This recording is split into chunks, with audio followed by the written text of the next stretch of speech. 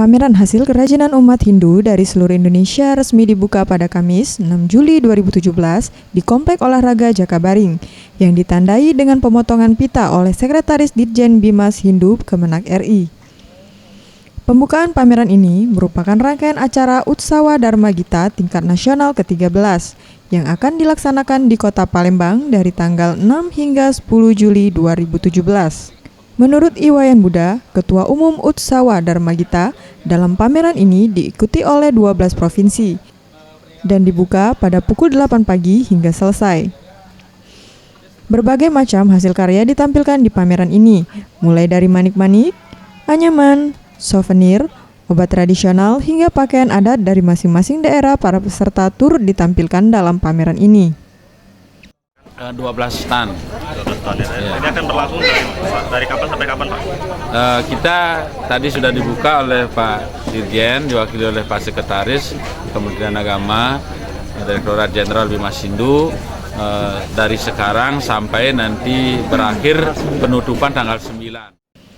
Sementara itu, Imade Sutresna, Sekretaris Ditjen Bimas Hindu Kemenak RI, pameran ini dapat menjadi awal dari kreativitas dalam berkoordinasi antara umat beragama dengan mengesampingkan perbedaan, sehingga dapat saling bahu-membahu untuk menciptakan komunitas ekonomi. Koordinasi beragama, jadi kan nggak perlu harus sama benar agamanya.